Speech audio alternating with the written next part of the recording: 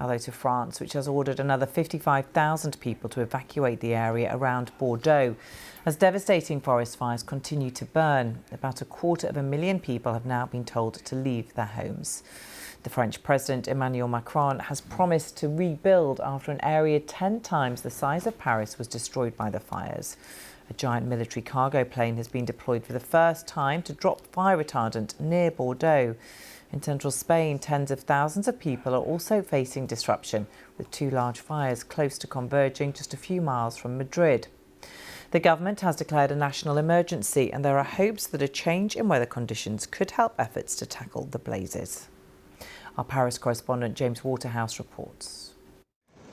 Despite a military mobilisation in France, these fires are far from being under control, if you ask officials.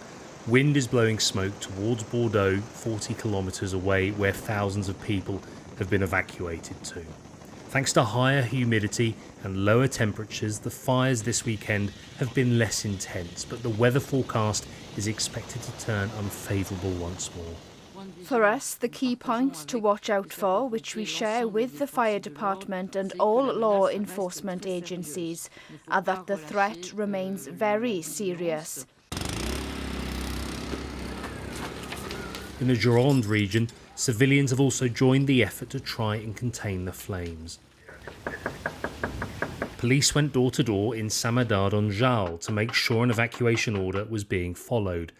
91-year-old Claude was reluctant.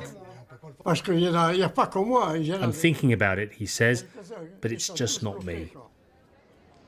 In Bordeaux itself, some of the almost 200,000 evacuees try to gather their belongings and emotions. I didn't understand, but I'm in tears because I don't get it. We felt belittled, less than nothing. Do this, do that, you don't have time to think, you don't have time for that. I left my lamp on, I wanted to turn it off, but they said leave it. I wanted to take toiletries, but they said leave it, there's some over there. What did I put in my bag? Silly things. Well, I took my medicine, that's it. And then I had to leave. 3 o'clock in the morning, I was already in their car. This is what they were forced to escape, and what Mathieu Plessis is returning to. It's hell. We've lost everything, he says, as he surveys what's left of his home. Wildfires have also devoured areas west of Madrid, where 25,000 hectares have reportedly been burnt, twice the surface area of Paris. While efforts here have also been helped by a dip in temperatures, the country's Prime Minister, Pedro Sánchez, has warned of a difficult few hours ahead because of not knowing how winds will develop. Under a European Union agreement, Portuguese fire crews also joined their neighbours' fight. The priority here is to save lives, they say. Wildfires are a naturally occurring phenomenon, but the scale of these is anything but. An exceptionally wet winter led to high levels of plant growth, which was then dried out by the hottest start of the year on record. Human-induced climate change has played a central role here. James Waterhouse, BBC News, Paris. Our Paris correspondent Hugh Schofield has the latest. There was a statement in the middle of the night from the préfet of Gironde department, that's the chief government officer there, saying that things had taken a turn for the worse overnight. That, as you heard there from James' report, there were slightly improved conditions yesterday because the wind let up and there was a certain degree of moisture in the air. That seems to have ended, and you've seen the fire advance towards the south, it seems to me, because there have been a number of new towns ordered to evacuate.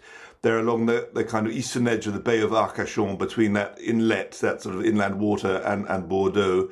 Not therefore getting near to Bordeaux, but more moving to the south. And the A63, which is a motorway leading from Arcachon Bay across to the east to Bordeaux, has also been partially shut, I'm reading this morning, which suggests that things have not got easier and the conditions have worsened overnight. They're talking a lot today about this phenomenon called pyrocumulonimbus, which is a kind of fire cloud that you get in these very, very hot fires, forest fires, which are incredibly dangerous because they essentially mean a kind of a funnel or a tunnel of hot air shooting up into the air, sucking up all sorts of vegetation and spewing them out a long way away. And of course, this is the worst possible thing when you're trying to fight a fire, because it means that burning debris is being deposited, maybe a good kilometre or two away from where the main fire is, and new fires are starting that way. So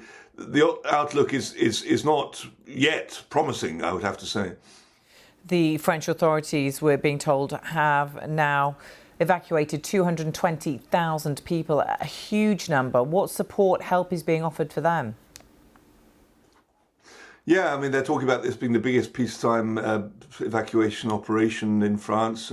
Maybe it is. It's certainly as big as I can remember. Getting on for 250,000 people now. Most of them have gone on to relatives and friends in their cars. They've just moved to other places. Some, particularly the elderly and the sick. I mean, what a lot of, you heard there, old people have been evacuated, and also old people's homes, social care homes have had to be evacuated. There are quite a lot of them in these rural areas, and a lot of them will have been brought either to other homes or to this big gymnasium, or actually it's an exhibition centre in Bordeaux, which has been converted into a makeshift centre for receiving these evacuees. And there 5,000 or 6,000 people were put up overnight. I think a lot of people pass through there. They're brought there, they kind of gather themselves, maybe get a meal, a rest, and then on the telephone work out with relatives or friends what they're going to do and move on. So only a fraction of the 200,000 or more who've been evacuated are actually staying there, but it's a very important stopover for people. And of course, everyone wants to know when they can go back, but for the time being, there's absolutely no sign of that. That was Hugh Schofield reporting there. Mark Howden is the Emeritus Professor at the Australian National University and Vice Chair of the Intergovernmental Panel on Climate Change. He gave me his assessment on the wildfires in Europe at the moment. Firstly, we've got global warming driven by greenhouse gases, and Europe is the fastest warming continent, so that's particularly notable there. In addition to this, in Europe, what you've seen is the high pressure systems that used to be over the Mediterranean have moved further north, so then now they're situated over northwest Europe. That means those mild and moist westerlies from the Atlantic don't come in and make the landscape more moist. And we've seen increased blocking highs, so that's highs that become stationary and form heaped domes. And so all of that means that you dry out your soil, dry out your fuel, the vegetation, and also dry out the air. And those combination actually is prime conditions for more frequent, bigger and more severe fires. So are these weather patterns here to stay, or is it now beyond the point that we can reverse them? Well, they're here to stay while we emit large amounts of greenhouse gases. Various studies show that if we continue to emit at current rates, we're probably going to double or more extreme fire risk in Europe. We've been hearing about a climate emergency for many years, haven't we? And that's a phrase that Pedro Sanchez reiterated yesterday when talking about these wildfires. Do you feel that the world is paying enough attention to the situation that we find ourselves in? Probably not. When we look at the human, environmental and economic cost of climate change already, it's actually much greater than the cost of reducing our greenhouse gas emissions and minimising those future changes. So we're really not acting in a very rational sense at the moment. And all the time that accumulated costs, including those which you just showed on your report, are building and building. And unfortunately, in many cases, they're not being linked to climate change. So people aren't including these damages in their considerations for things like budgets and planning and governmental strategies. Why do you think that is? You sit on you're chair of an intergovernmental panel on climate change. Why aren't world leaders prepared to deal with the climate emergency? Is it just too costly? Is it down to politics? I'm actually a vice chair, not the chair. That's Sir Jim Skee from the UK, who's the chair. But look, it's a very complex thing. It's partly about politics. It's partly about incumbency and the power of the fossil fuel lobbies across our nations. And that's very large. The IMF estimates that the direct and indirect subsidies to fossil fuel usage are about $7 trillion a year. That's the degree at which governments support those essentially polluting industries which are generating those very, very large costs that I mentioned. And those industries have known about this for a long time. So, for example, Exxon had, going back to the 1980s, they had very good projections of what climate change would occur under any given emission scenario.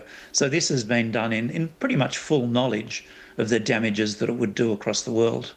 Professor Mark Howden there.